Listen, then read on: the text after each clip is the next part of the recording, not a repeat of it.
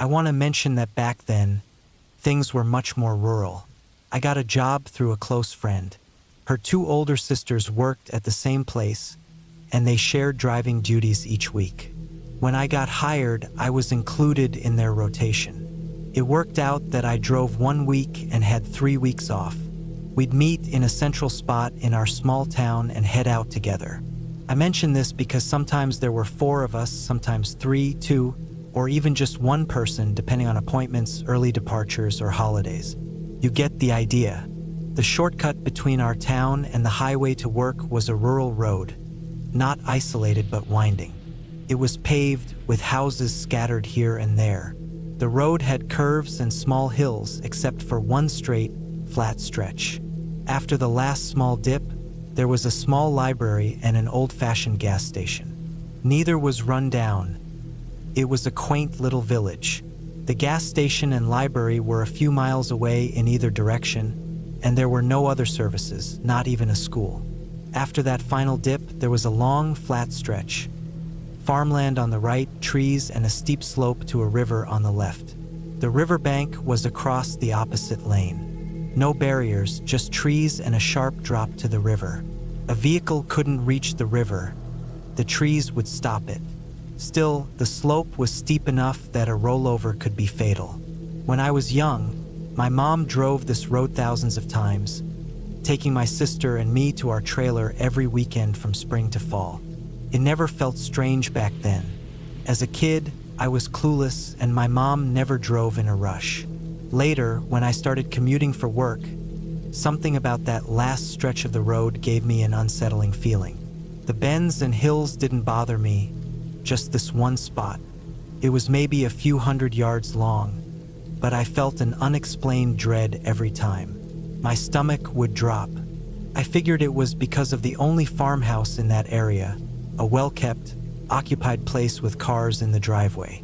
It was the only landmark, and I couldn't shake the sense of doom it gave me. About 3 weeks into commuting with my friend and her sister, we came across a car wedged up into a tree.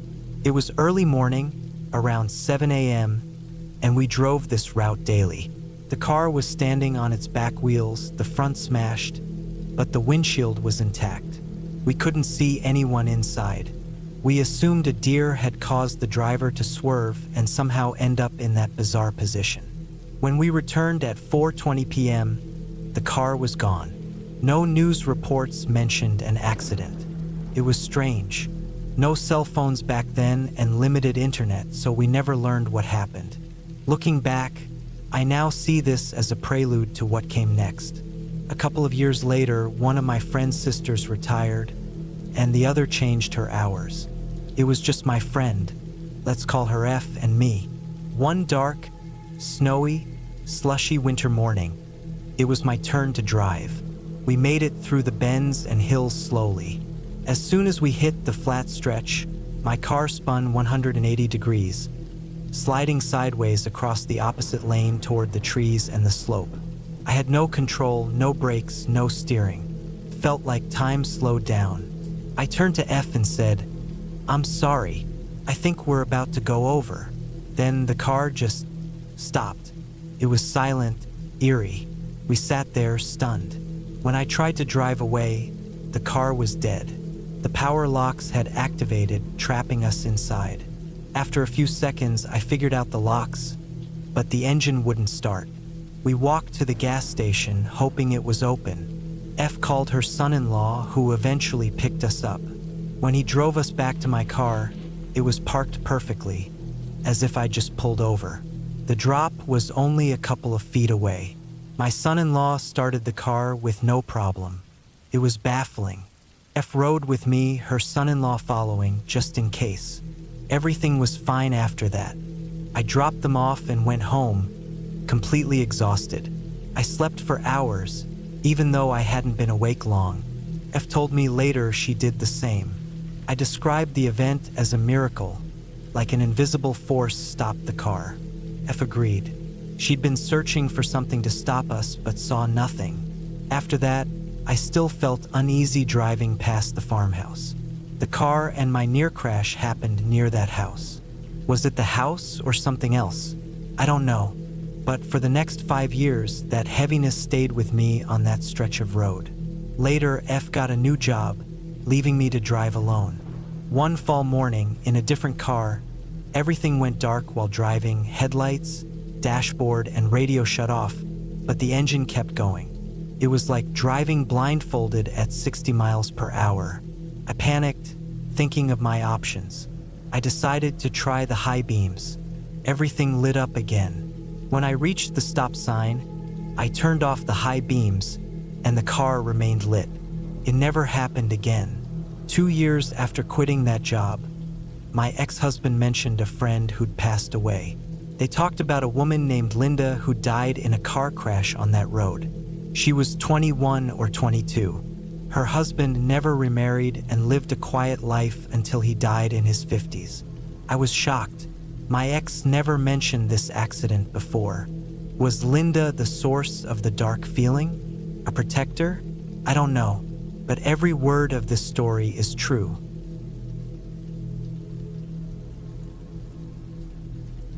I drove past a man who was standing with his thumb out, trying to hitch a ride.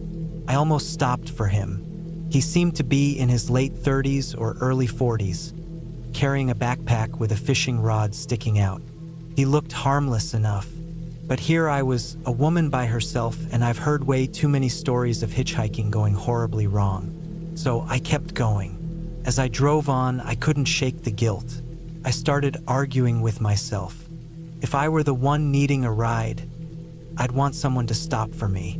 Really, what was the worst that could happen? Plus, I had just promised myself to face my fears more often. I decided if I circled back and he was still walking, I'd give him a ride.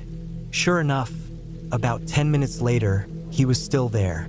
My nerves were kicking in as I pulled over. But what was I supposed to do? Drive off while he was getting in. The moment he climbed in, I knew I might have made a terrible choice. First, he seemed jittery, like he was on something, and he smelled terrible. Second, the way he looked at me made me feel like a meal he was desperate to devour.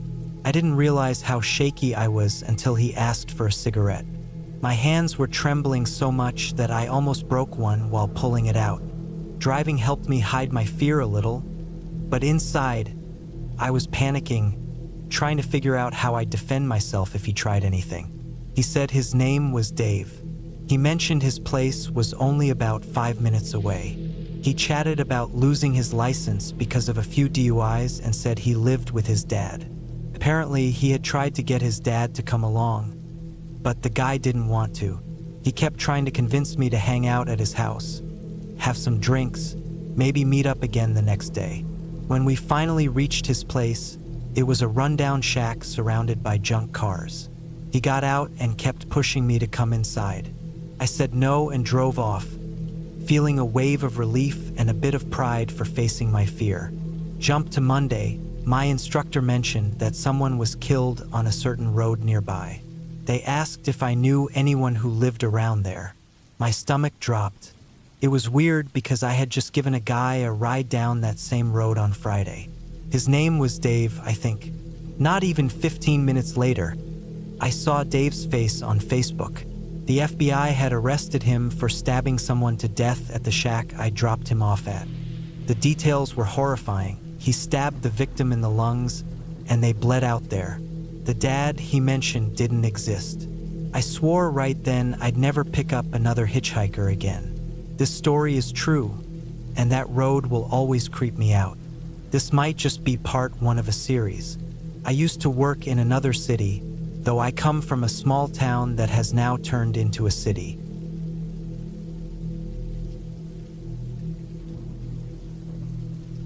Growing up, our neighborhood was huge, filled with families and lots of kids. Despite that, my mom was strict about following the rules at home. One of those rules was never to go out alone. If we wanted to walk to a friend's house, at least 3 of us had to go together so 2 could walk back safely after dropping the third off. Sometimes, though, 2 of us would manage to sneak away when she wasn't paying close attention and run to the nearby corner store to grab some candy or a soda. One scorching summer afternoon, I had just turned 9 and was feeling bored at home by myself. I decided to take my sister's sleek new 10-speed bike for a quick ride around the block. Even though I was tall for my age, the bike was still too big for me by a few inches. But that didn't stop me. I hopped on and started pedaling. The first loop around the neighborhood was perfect. Birds were singing, the sun was bright, and the breeze rushed through my curly hair. Felt amazing. On my second lap, I passed an old, unfamiliar car parked on the side of the street. The sun glinted off a large scratch on its side, briefly blinding me with bright streaks of light that I blinked away quickly. On my third lap, I saw the car pull away from the curb and start driving toward me. A small knot of worry settled in my stomach as the driver slowed down while passing me. I told myself I was just scared of getting caught being out alone and kept going. As I turned the corner toward my house, I decided to make one more quick lap before my mom got back to avoid getting in trouble. I sped down the hill near our house and started pedaling back up. My pace slowed as I climbed, and by the time I reached the top, I was out of breath, the too big bike wobbling under me.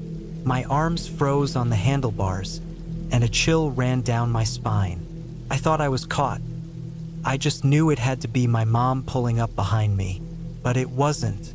Instead of feeling relieved, a wave of fear gripped me tighter. I turned my head and saw that same old car with the big scratch crawling up next to me. The man stopped his car right next to mine, on the wrong side of the road. He leaned out of his open door and asked if I'd seen a loose dog because it had slipped off its leash and run away. I froze. That was the exact type of question they warned us about in school, the one every kidnapper supposedly asks. I thought if I just gave a strong answer and rode away, he'd realize his plan wouldn't work on me. Maybe he was just really looking for a dog. But my terrified body betrayed me, and all I managed was a shaky no as I scrambled to push my feet onto the pedals. Suddenly, his car door swung open, and he lunged toward me.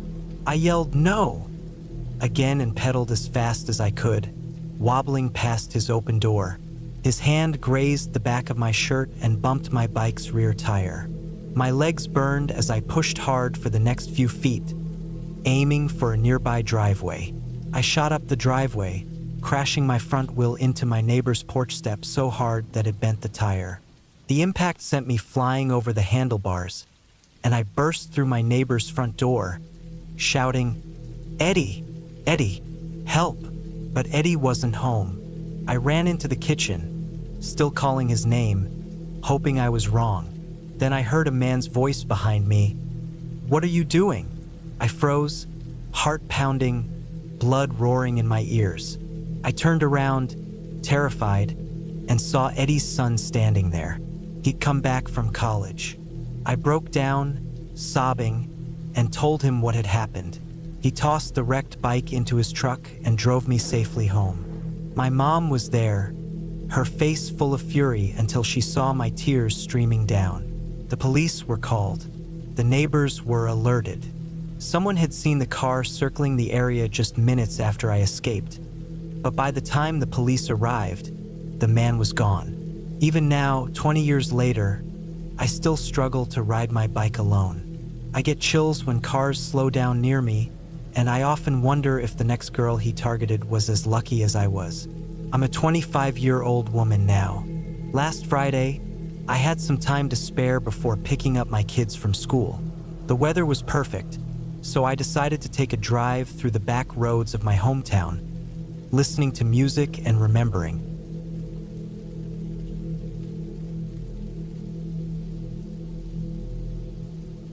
That night, I had originally said no to the invite, but after discovering the cheating, I changed my mind and told him I was going. He could stay home if he wanted. The breakup is important to understanding my mental state. You live in a not-so-great part of the city, in one of those newer apartments built in a rough neighborhood. On any other night, I'm the type to keep my windows up and doors locked until I'm far away from that area. But my mind was distracted, and I had both the driver and passenger windows down to smoke a cigarette. At the first red light I stopped at before getting to the party, which was still in the rough part of town, I was the first car in line. A guy in his mid-20s was crossing the street from left to right in front of my car. He suddenly glanced over and made eye contact. As I flicked ash from my cigarette out the window, I think I gave him a quick nod or something. I can't remember clearly. Before I knew it, he quickened his pace, walked to my open passenger window, leaned in and asked if I had a light. When I'm flustered, I tend to be polite, so without thinking, I handed him my lighter. My plan was to drive off when the light turned green and just let him keep it. But instead of taking the lighter, he reached in and opened the door, sliding into my car as if we were old friends. The light turned green, and I grabbed my purse, wedging it between my left leg and the door.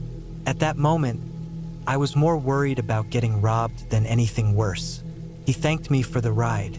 As I drove away slowly, I asked why he got into my car. He said he knew I wanted to give him a lift and launched into some obviously fake story about needing a ride because his girlfriend had just dumped him and left him stranded in the area.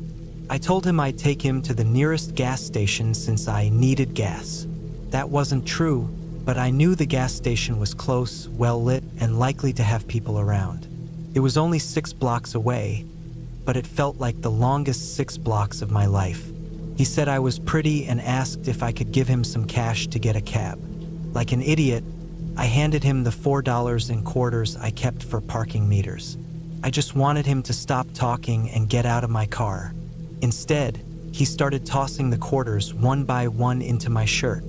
I asked him to stop, but he just laughed. Thankfully, I saw the gas station up ahead. I pulled in and told him we both had to get out so I could pump gas. He hesitated, but he got out. I locked my door faster than I ever had before. I walked inside, saying I needed to prepay. Instead, I found a group of people, college kids dressed up for Halloween. I explained what had happened. Just then, a guy from their group came in and said that the guy outside was claiming I was his girlfriend who drove off with my purse on the car roof. Ooh, no.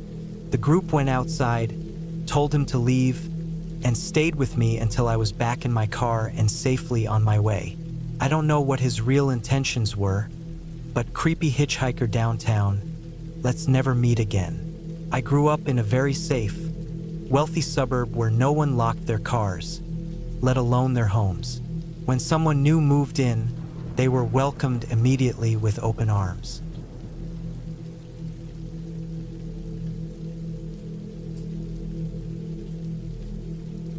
My dad gets into the car. Hey, thanks. I really appreciate the ride. The driver says nothing. I'm heading up north. Where are you going? Still no reply. The driver just keeps driving. Without glancing over, the driver locks the doors and puts his hand on my dad's upper thigh, squeezing it. My dad was 23 or 24 at the time, working in construction, mostly doing drywall. He was shorter, with a stocky build and broad shoulders. My dad turns to look at the driver. Hey, I'm not interested in that. I just needed a ride. The driver doesn't move his hand. After a tense 10 seconds of silence, my dad says, "Okay, let me out of the car." The driver still doesn't react or look at him. My dad grabs the driver's hand and pulls it off his leg. "Let me out of the car right now, or I'll mess you up." My dad was ready to defend himself. Without a word or a glance, the driver finally pulls over and unlocks the doors. My dad jumps out immediately. The driver speeds away. Eventually, my dad makes it home and tells his family what happened. No one believes him. A few years later, he was dating my mom. One evening, they were watching the news. The broadcast covered the capture of a serial killer, John Wayne Gacy. My mom says my dad's face went white. He jumped out of his seat, shaking and shouting while pointing at the TV. "That's him. That's the guy who picked me up." My mom believed him instantly. Dad was never one to lie or play jokes. He was straightforward, quiet, and didn't seek attention. I was fascinated by this story. It took place in the late 90s, and I started reading about Gacy, including books based on interviews with him. He picked up many hitchhikers during the 70s. Sometimes he gave them a ride with no incident. The timeline, details, and locations all matched. I believe Gacy thought my dad was younger than he actually was and was testing his reaction. Gacy typically targeted young men between 18 and 20. When my dad reacted aggressively and fought back, Gacy decided he wasn't worth the risk, maybe realizing my dad was older than he first thought. Years later, my husband and I were at an event. We started chatting with a couple sitting next to us. For some reason, I told this story. The woman turned pale, her mouth hanging open. She said her uncle had a nearly identical experience with Gacy. I feel such sorrow for those who couldn't escape. This happened when I was 21, living downtown with my boyfriend. I had just found out that my boyfriend of nearly 4 years had been cheating on me. We'd been invited to a Halloween party.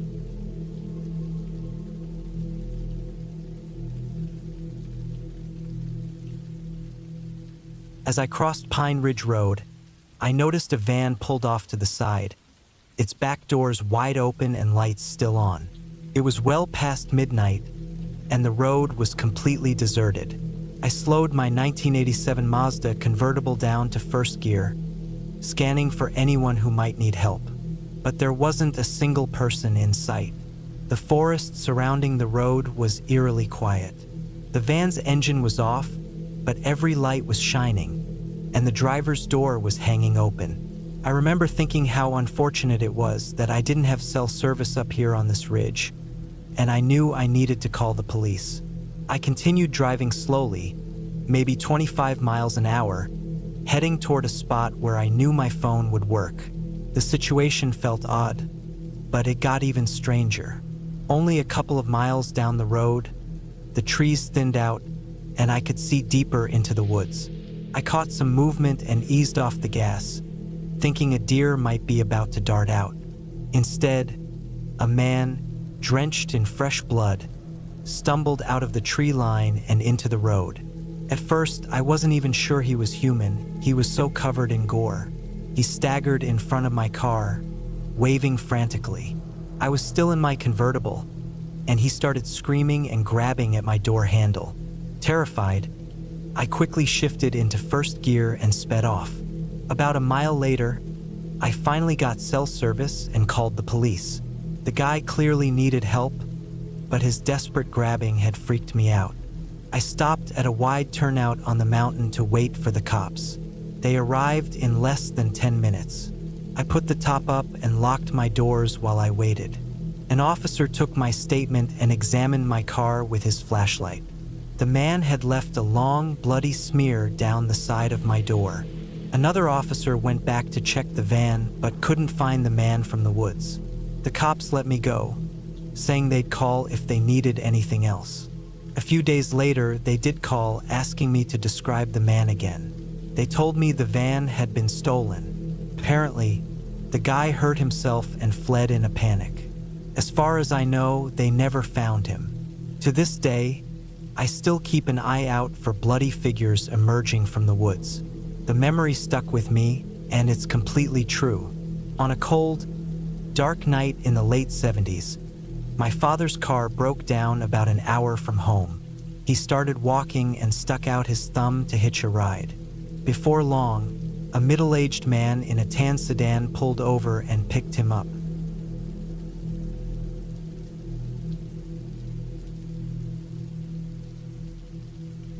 Miles from where I lived, I had become good friends with one of the mechanics from my crew. After work, we'd often spend time together since we both lived in the same area. On our way home, we'd usually pick up some beer from the convenience store, which stayed open until just before midnight. There was a small clearing in the woods behind my place where I had set up a fire pit. Most nights, he'd come over, and we'd drink there without worrying about disturbing anyone late at night. One night, after we clocked out, we planned to hang out like usual. But for some reason, though I can't recall why since it's been so long, he couldn't come straight to my house. Instead, He told me he'd meet me at the church parking lot just down the road from my place. I bought some beer and drove to the lot to wait for him. Time passed, and he hadn't shown up yet. So, I stepped out of my car to watch the road for his headlights. Eventually, I saw his truck pulling in, and he parked beside me where I was leaning against my car. We decided to hang out right there for a while before heading to my place, both of us leaning on our vehicles, looking out toward the gravestones. That's when things took an odd turn. As we chatted, he suddenly stopped mid-sentence and asked, "Do you see that?" "See what?" I replied.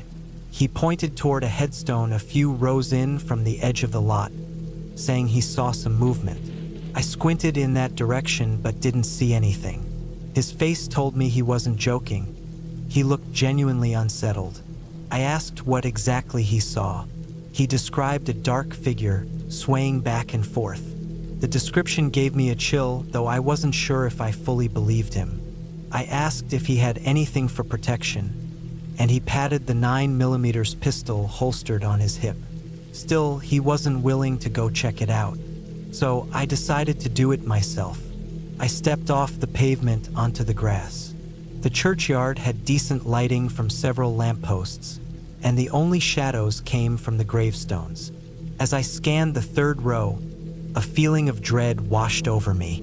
About 15 feet ahead, I saw a pitch-black figure hunched against one of the markers, its head between its knees, rocking just like my friend had said.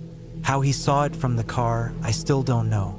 The thought of being near this thing the whole time without noticing it was terrifying. I called out, asking if they were okay. No answer, just a faint, sorrowful whimper, like someone grieving. While visiting a grave wasn't unusual, doing it at midnight felt wrong. I moved closer until I was only a few feet away. I was about to speak again when my blood froze. Light from the nearby lamps fell on the figure, but instead of reflecting, it seemed to vanish into the darkness of the form. I couldn't make out any features, no clothing, no hair, no shoes, nothing to suggest it was a person. The soft whimpering turned into louder, more aggressive sounds.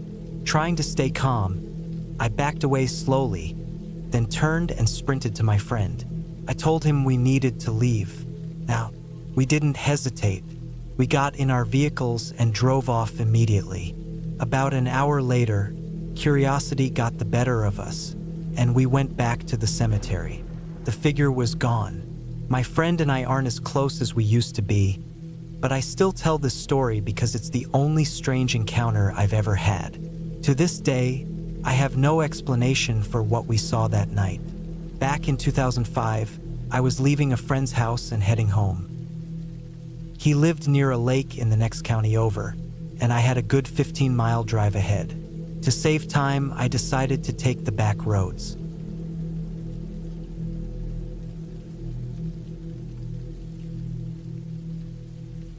A friend of my dad's named Mike joined him on a trip down a long road, carrying only their guitars and some money.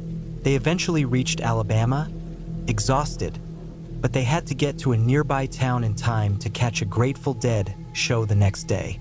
They walked for hours, covering mile after mile, trying to hitch a ride without any luck. Just as they were about to give up, an old, rusty truck pulled over to pick them up. My dad climbed into the front seat while Mike got in the back. They thanked the driver and Mike immediately dozed off, leaving my dad to stay awake with the driver. From the beginning, my dad had a bad feeling. The driver asked where they were headed, why they had guitars, and if my dad was any good at playing. My dad mentioned the Grateful Dead and that he usually played the banjo, though he'd left it behind this time. The driver then said something that made my dad's skin crawl. "I've always wanted to kill one of those guitar boys." My dad tried to stay calm, laughing nervously and doing his best to be as unnoticeable as possible while quietly trying to wake up Mike. The driver grew more unsettling. My dad asked if they could stop at a gas station, but the driver refused. He asked how far the next town was, but the driver didn't answer. Eventually, the man stopped talking altogether. After hours on the road, Mike woke up. Things got worse when the driver suddenly asked if they had ever seen a gruesome death. He started swerving, hitting mailboxes and street signs, and even struck a stray dog while laughing like a maniac. My dad and Mike nervously laughed along with him, hoping to keep the situation calm. Finally, the driver pulled into a gas station. They grabbed their things and bolted as quickly as they could. They missed the concert, but my dad was just relieved he wasn't the guitar boy the driver had been looking for. This happened to my dad a few years ago, probably around 2015 or 2016. Back then, he was working second shift as a mechanic for a trucking company.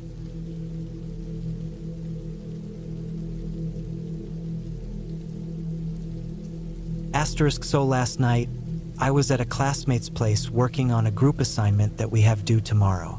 I live in an apartment in a town near our college campus, while my classmate lives at his parents' house in the hills just outside of town.